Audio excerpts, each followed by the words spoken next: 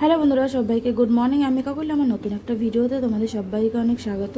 তো দেখো, সকালে উঠে সব মাছ ফ্রিজ থেকে বের করে বাসি কাজটা সেরে এদিকে করে রেডি করে নিয়েছি যা যা রান্না করব। তো এদিকে মোচাটা বসিয়েছি, মোচাটা রাতেই কেটে রেখেছিলাম, তো সেটাই বসিয়ে দিয়ে বাকি এদিকে রেডি করে নিয়েছি। কাঁচকলা দিয়ে আলু দিয়ে মাছের ঝোল করব।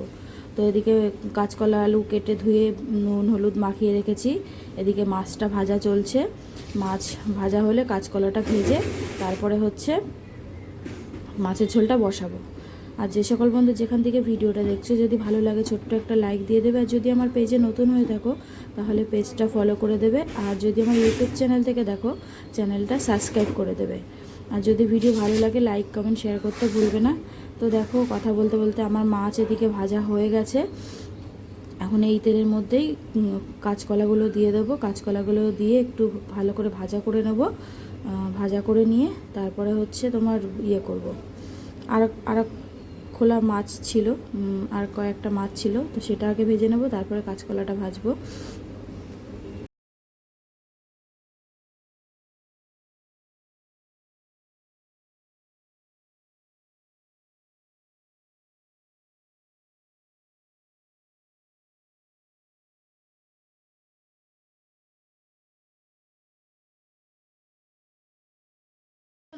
রান্না বান্না হয়ে গেছে, চলো তোমাদের সাথে শেয়ার করি। করে খাওয়া দাওয়া করবো, তারপর রেডি হবো। তো চলো। তো এখানে ভাত করে নিয়েছি, আর করেছি হচ্ছে মোচার ঘন্ট। অল্প দুই একটা ছোলা ছিল, সেটাও দিয়ে দিয়েছি। আর এখানে হচ্ছে কাঁচকলা দিয়ে আলু দিয়ে রুই মাছের ঝোল। তো এখন এই মাছের ঝোলটা নামাবো, নামিয়ে খাবার বাড়বো, ঠান্ডা করতে দেবো। ততক্ষণে জামা প্যান্ট পরে রেডি হই।